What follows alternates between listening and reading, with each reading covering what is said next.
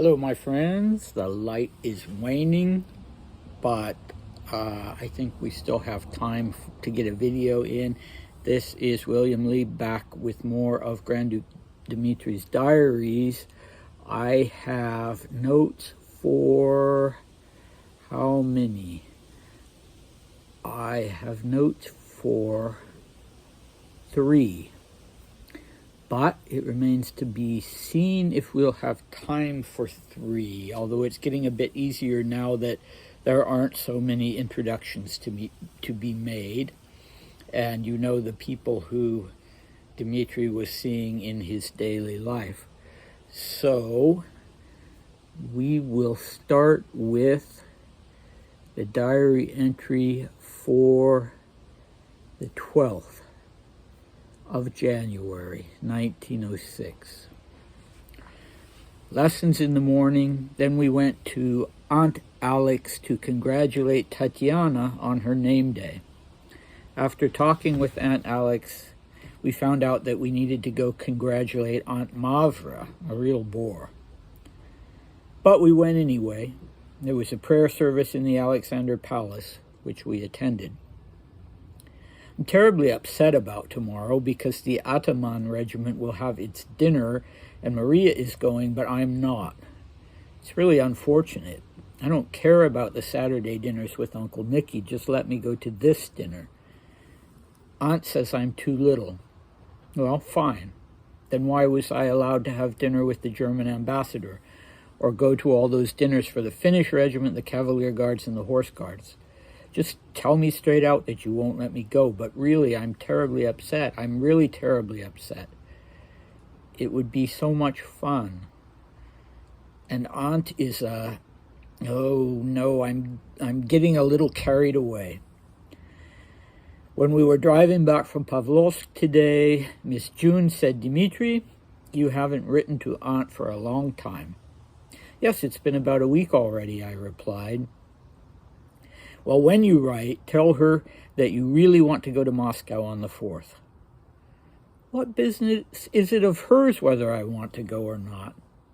I'm going to bed with iodine on my gland." Okay, so that is the interesting diary entry of the 12th. And Aunt Mavra, who's mentioned in the first paragraph, you probably remember, is the wife of Grand Duke Constantine. And Aunt Alex, of course, is the Empress. And the Tatiana, who's going to be congratulated on her name day, is the little Grand Duchess, the second eldest daughter of Nicholas and Alexandra. And she was quite a little girl at that time. So name day, if you... I don't know how commonly name days are celebrated in the Roman Catholic Church. In the Orthodox Church, they're celebrated certainly in Russia and Greece. I was told just recently that they're not actually celebrated in Serbia. I have a new Serbian friend who told me this. So a name day is the feast day of your saint. So Saint Tatiana, I'm not sure who she was. I'm sure there was more than one. Was the saint, the patron saint of the little Grand Duchess Tatiana.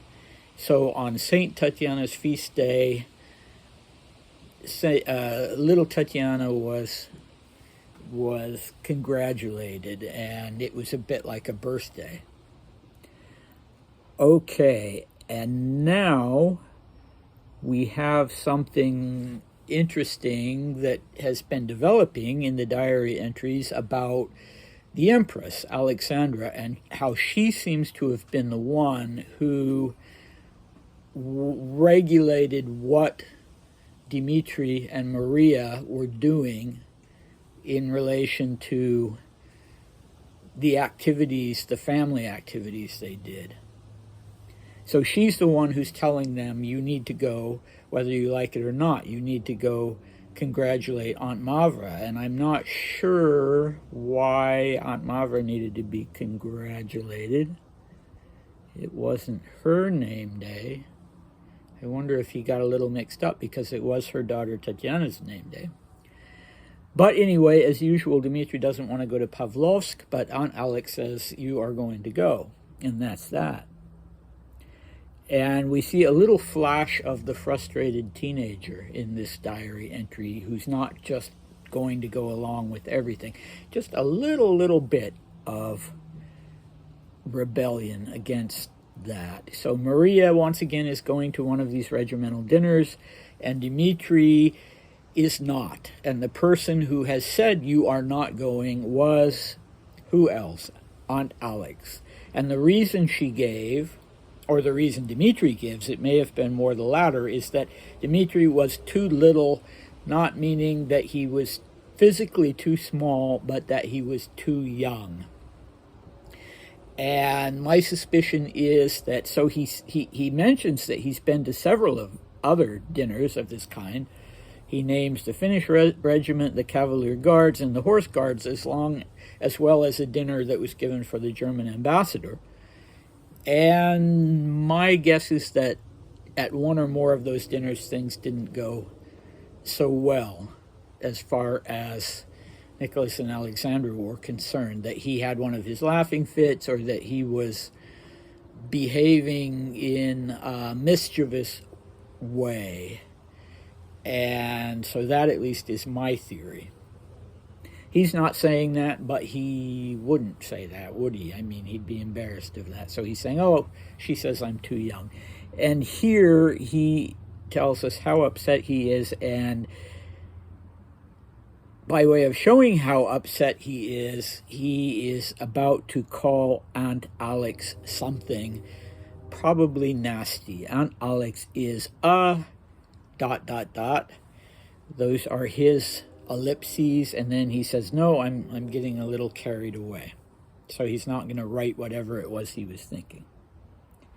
And then he has this encounter with Miss June, Yevdokia Junkovskaya, who was Maria's governess and also helped take care of Dmitri, and she reproaches him for not having written to Aunt Ella, and he sort of flippantly replies that, oh, yeah, that's right, I haven't done it.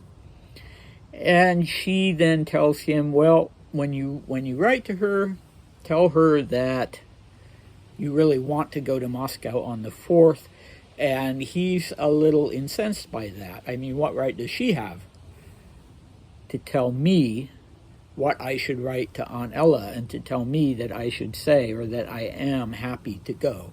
And he wasn't happy to go. We'll hear a lot more about that later. And the 4th was a particularly unhappy date. It was the anniversary of the assassination of his uncle, a very traumatic death for both Dmitri and Maria, and one that, although they didn't see it occur, they were in the palace, in the schoolroom in Moscow, and the carriage, the Grand Duke's carriage, was blown up in the courtyard of the palace, and they heard the explosion, and they went running to look out the window, and things just got worse from there. And they did have far too direct of exposure to what the aftermath of that was. So, but I'm getting ahead of myself, so we'll talk about that later. We'll talk about that when the actual anniversary comes around on the 4th of February, 1906. So Dmitri is chomping at the bit a little bit. He doesn't want his sister's governess telling him what he should write to his aunt. And one thing he doesn't object to, one thing that clearly was the status quo, was that she uses his first name. She calls him Dmitri. But she also uses the formal you. You haven't written to Aunt for a long time was the formal you. It wasn't the thou. It was what in German would be sie instead of du. And in Russian it's vi instead of tu. And so there's a certain level of intimacy, but there's also a limit to that. Ordinarily, an adult would not address a child with the formal you, particularly not an adult who was in a position of authority over that child. So, looks to me like we have time to move on to the very short entry of 13th January 1906. I'm not feeling well. I didn't enjoy writing. I have a blister on my finger. The horse is lousy. It kept pulling like crazy. My head hurts like hell. Maria is dining with the Adamants, and I had dinner at home. Ugh, how unpleasant it is to write. Everything will pass with a good night's sleep, but my gland still hurts. So he's feeling a little down, a little frustrated. He's got another one of his headaches, and he tells us that it hurts like hell, and that's a word he undoubtedly would have been reprimanded for using if he had said it out loud, but his diary, he doesn't seem to have been worried about anybody violating that confidentiality in reading his diary. All right, time for one more. I think so. So now we skip a couple days. We go from the 13th to the 16th, and he'll explain why that is. So this is the diary entry of 16th January 1906. Yesterday and the day before I didn't write because I was so sick that no letter came out of me or out of my pen. Sorry, out of my pen or out of my head. Yesterday, Maria went to Pavlovsk and stayed there for dinner, and I dined with the Emperor and Empress, just the three of us. My hopes were dashed because I thought it would be a lot of fun. But it turned out to be just the opposite, very boring. As always, I stayed at home today. Maria went to dinner. Today is the dinner for the 8th Army Battalion, and I, as always, stayed at home and didn't go, of course. Aunt, I know. I won't say anything. Nothing. Silence. My winter lessons have started. Today was the first time that I was busy almost all day. My pen is new and therefore doesn't work at all. It scrapes somehow. GM, oh joy. He took the bandage off my arm 3 days ago. The wound is healed, but it still hurts to touch. Today, the guard's wife made me gloves, i.e. more accurately, mittens. They are wonderfully and beautifully made. I really like them. Naturally, they're made of the coarsest wool, but they're so warm and simply lovely. Miss June just went to pick up Maria from the palace, from the dinner, and I am going to bed. Okay, lots of interesting things. In this diary entry, you can see what a little character he was with his oh-ohs and his I-I-Is. And once again, Maria goes off to Pavlovsk, and Dmitri seemingly has no desire to. He doesn't say that, but he doesn't go with her. She goes and she stays there for dinner. He thinks he's going to have a great time with Nicholas and Alexandra. I mean, this is a rare occasion when it will be dinner with just the two of them. There's almost always various guests who have been invited. But it doesn't turn out the way he had hoped. It's actually sort of boring to be 14 years old and to be having dinner with your uncle and your rather stern aunt. So the other source of frustration is that on the 16th itself, Maria went off to another one of these dinners, this time for the 8th Army Battalion. How many of these dinners did they have? Certainly one a week, sometimes more. And once again, Dmitri is greatly frustrated by the fact that he does not get to go. And again, he is blaming Alexandra for that, whether rightly or wrongly. And again, he is inclined to say what he thinks of her. But then I know he realizes that that's not a good idea. All right, so now his winter lessons have really gotten started. Apparently they're finished with the review that he found so frustrating. He's got the bandage off of this swollen gland of his, and he says that it was on his arm, which surprises me. I thought it was on his neck because he woke up the one morning and found it on his head. And one very touching thing. So this guard, I think I would be inclined maybe to translate it as sentry. At any rate, it's a person who is guarding the household of Dmitri and Maria. At the very least, it's that. It may also be that Dmitri had his own. And as we talked about before, things were a bit fraught and dangerous in Russia at that time. Grand Duke Sergei had been killed. And in fact, I suspect that that was a big part of the reason why Dmitri and Maria were living in St. Petersburg instead of in their aunt's household in Moscow. Their aunt, Ella, was not going to leave Moscow. She was not daunted by what had happened to her husband. In fact, she went to the prison to visit the man who had thrown the bomb before he was executed, and had really, I think, genuinely tried to connect with him. And it didn't work, but she did her best, and she was going to stay there where her husband and she had lived, and she was going to stay there until the revolution, and until she was forced to leave and ultimately killed.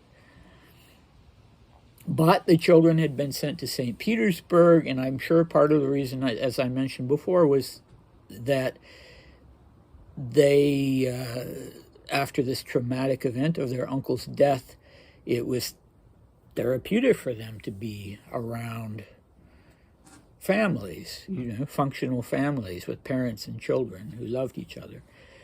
And their aunt, who had taken holy orders and was spending all her time building her monastic order and taking care of wounded soldiers who'd come back from the Russo-Japanese War. She really wasn't the motherly type, and she really didn't have time to be a mother to the children. But boy, I'm really digressing this time, because I started out just wanting to say a few words about this sentry or guard or bodyguard or whatever you want to call him, and how touched Dmitri was when the wife of this man knit him a pair of mittens, and he just really loves these mittens. So there's that little comment, oh, well, they're not made of the most expensive wool. In fact, it's the coarsest wool, but it doesn't matter because he just loves them. And I think that was something that was very consistent throughout Dmitri's life, that he always seemed to have been genuinely grateful when someone paid a little attention to him or did something nice for him. He would actually say that she was so nice to me, or he was so nice to me, even when he's talking about relatives, and he doesn't seem to have taken that for granted. I don't want to make him out to be more virtuous than he was, but in that one respect, he's so consistent with it. He's so consistently grateful for acts of kindness. So I will stop there. It's been almost 20 minutes.